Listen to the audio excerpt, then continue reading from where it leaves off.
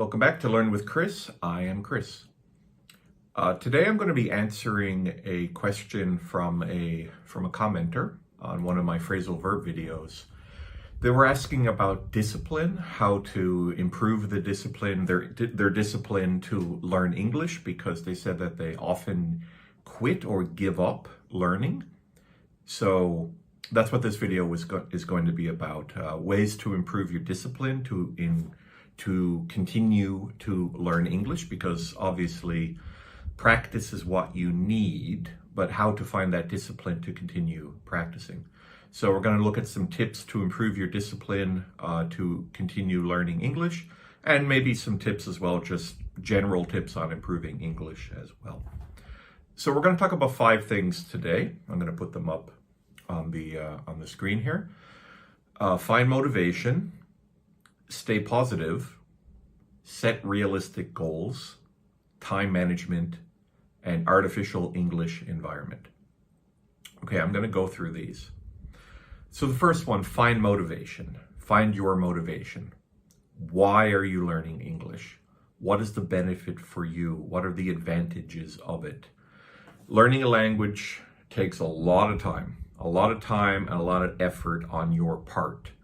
How much effort are you putting into learning English compared to the benefit you get out of it? It's like input and output. How important is it? If it's just a little bit important, maybe you learn English just for fun or something, compared to learning English to get a work promotion, or learning English because you need to, maybe you're going to move to another country and you have to use English. So if it's for work reasons, or for like university, or for moving to a new country, then the reason why you're learning English is really big. So you have a huge motivation.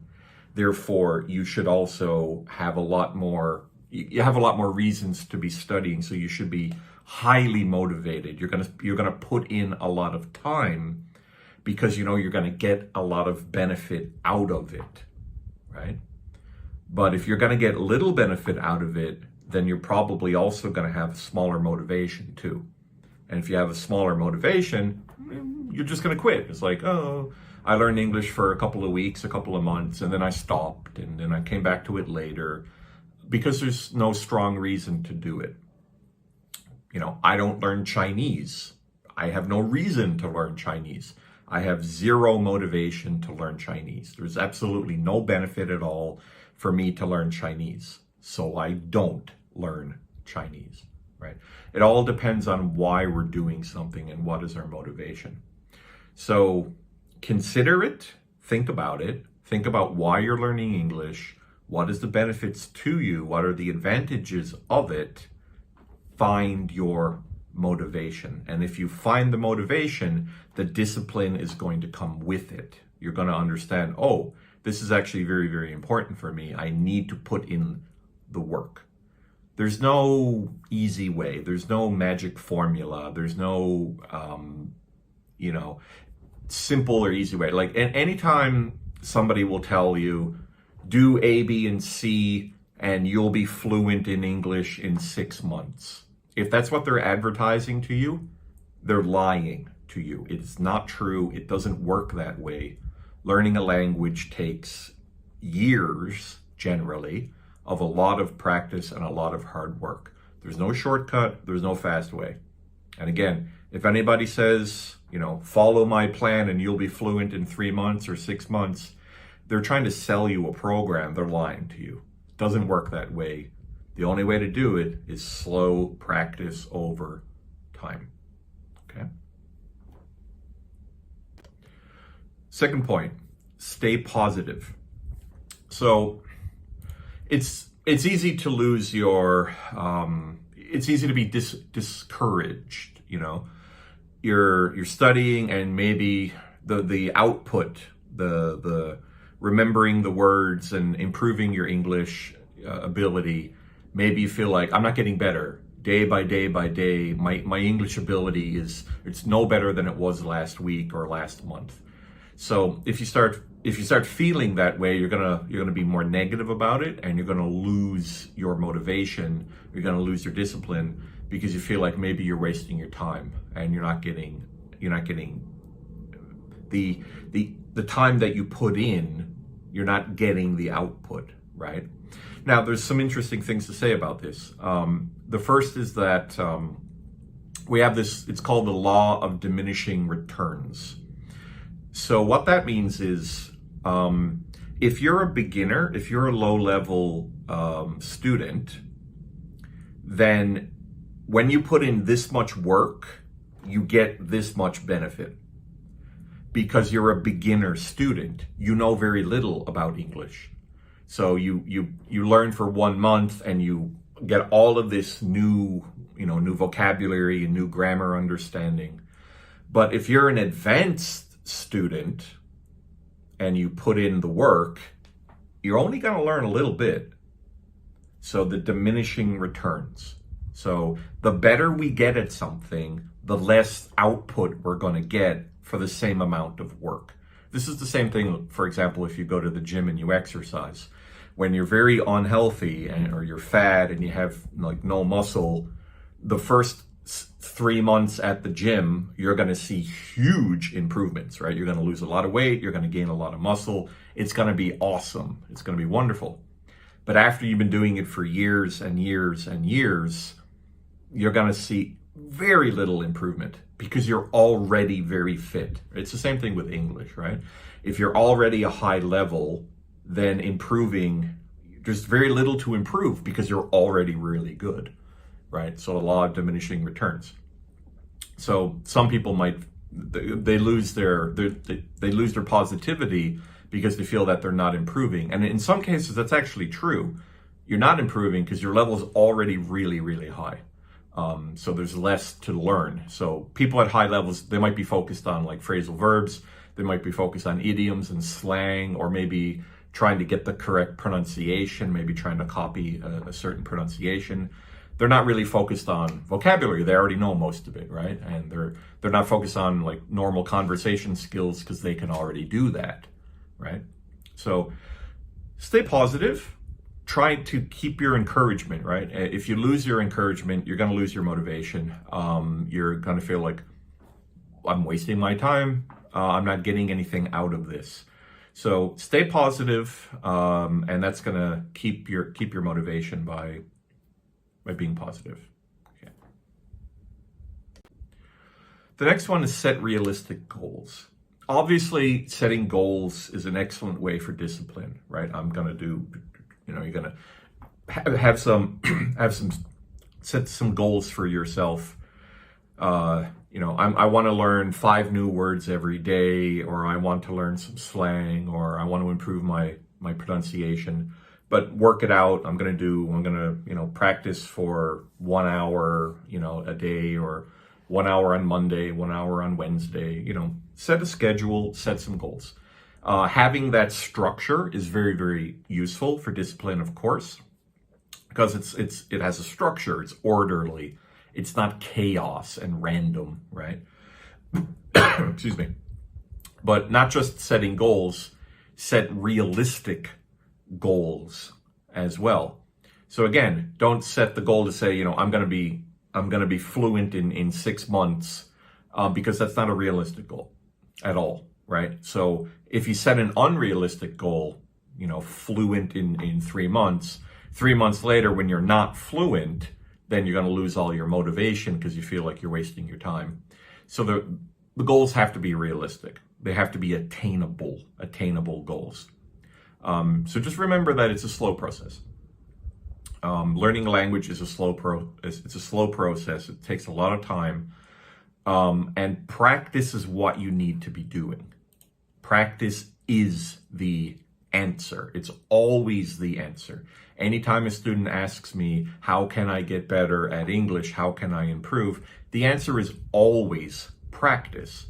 But the more important question is how to practice, when to practice, what's the best way to get practice, what's the most, the most time efficient. If I only have this much time, how can I get the best output for the time that I'm spending practicing, right? So to be efficient in your time, that kind of stuff. Those are important questions, but The answer is practice. There's no way, because it's a skill. Languages, it's a skill. It's like learning anything else. And any skill, if it's playing the piano or riding a bicycle or playing sports, you get better when you practice, obviously. The first time you've played a sport you've never played before, you're really bad at it and you don't know what you're doing. But if you keep trying and you keep practicing, you will get better. You will get better and better and better over time. Learning a language is exactly the same way. So you have to practice. That's the answer. But realistic goals, right? Fluent in 3 months is not a realistic goal. Not at all. So it has to be realistic, and setting goals is excellent just because it creates a structure for your life. Do this on this day, do this on this day, do this on this day, and stick to the schedule. So that's extremely useful. It keeps your motivation, right? Okay, let's go to the next one. Okay, the next one I call time management. Managing your time effectively. So there's this idea of like free time, right? When you have free time, you can be doing A, B, and C in your free time. Well, with our technology of today, with our phones and our social media, various types of practice you can do. It's like multitasking, right? So some examples would be, you're at the gym. Okay, great. You exercise. Wonderful. Good for you. But at the same time, while you're exercising at the gym, you got your, you got your earphones. You got your earphones in, and you're listening to a podcast in English, or maybe you're listening to some English music, or maybe you're listening to an audio book. So you're practicing your English listening while you are exercising at the same time. Or if you're driving to work in the morning, maybe it takes you 30 minutes to drive to your company in the morning, turn on the radio, English, or again, put on a podcast or an audiobook. So make good use of the time that you have. People often say, I don't have enough time. There's, I have to do all of, I have to go to work, I have to take care of my kids, and there's all of the things that you have to do in a day. And yes, that's true. Everybody's busy, but find time to get English practice while you are doing other things. You walk the dog, you go exercise, you're cooking dinner for your family, driving to work. All of these are opportunities to be at least listening to English. Now, of course, like reading, which is also very, very useful, it's harder. You can't just, obviously, you can't read a book when you're driving to work. Now, you could if you're on the train, if you're on the subway. So obviously it takes more. It's harder to get practice with reading than it is to get with listening, right? And of course, conversation practice, you actually have to talk to somebody. That's very hard to do by yourself. You have to actually talk to somebody, and that can be complicated depending on your country, your environment. Do you have any foreigners around you to get practice with? That's hard. But for listening, pretty easy. It's not a problem to get practice with listening. And listening is the most foundational and fundamental skill, because everything goes off of that. As an example, think about your own country and your own language. Let's say you're from China, so you speak Chinese, of course. What did you learn first when you were a baby? Listening, reading, speaking, or writing? Listening, of course. You're a baby. What's the first thing that you learn how to do about a language? You listen to your mom and dad talking. And as a little baby, even before they're even born, in the stomach of the mom, they're listening. The baby's listening to the language. They're listening to people talk. And then probably around 6 months, you can say a few words, right? But the first thing you learn is listening, right? And now you're 6 months old, you can say a few words. You're 9 months old, you're 1 year old, and now you're starting to actually have, make sentences and talk. So talking is number 2, right? First thing you do is listening. The second thing you do is talking. And now you're maybe 2 years old or 3 years old, and maybe now you begin to learn how to read. your mom reads books to you and you begin to understand what the characters are, the letters in different languages. So reading comes third. And then the last, of course, is writing. So if this is the natural progression of learning a language, listening, speaking, reading, and then writing, and you learn a second language like English, should you not also learn in the same progression? Listening first, then speaking, then reading, and then writing. I think yes. I think that's the correct way to do it. So you can get a lot of listening practice. It's very easy. Just put on your earphones and listen to an audiobook or a podcast or a YouTube video while you're doing other things. And that's a foundational skill. Everything builds off of listening. Okay, and the last thing I said is an artificial English environment. Okay, so what is this? So we learn our language from our natural environment. We were just talking about that. So if you're from France, you speak French. Why? Well, that was the environment that you grew up in. That's everything that you learned. I speak English because I'm from Canada. So it's not anything special, right? I'm not smart because I speak English. It has nothing to do with that. It's just because of the environment from which I grew up in. So I'm from a natural English environment, therefore I speak English. You might be from Germany, you speak German. You might be from China, you speak Chinese, your natural environment. So of all the different things that you could do to improve your English, the number one best thing to do is to go to a natural English environment. Example, go to Canada, go to America, go to England, go to Australia, go to New Zealand. You would be surrounded, you would be immersed in English. Everyone around you is going to speak English. All of the writing is going to be English. The TV will be in English advertisements, English newspaper, English everything. And because you would be completely in an English environment, your learning is going to be quite fast. Again, it doesn't mean you're going to be fluent in 3 months, but you're going to get to that fluency level much faster than any other type of situation that you would put yourself in. So the natural English environment is the best way. So best way to improve your English, move to Canada. Okay, but of course, that's not an option for most people. You can't just do that. You can't just leave your country and go to Canada. So what's the second best option? Artificial English environment. So what does that mean? In your life, so again, if you're from China, create an English environment around you. So get as much English as you can on a regular basis. So if you and your family are going to go watch a movie, maybe turn on a movie on your TV, turn on an English movie. If you're going to go listen to some music, choose English. If you want to read a book, choose English. If you're going to play a game, English. Every possibility to get English, take that opportunity.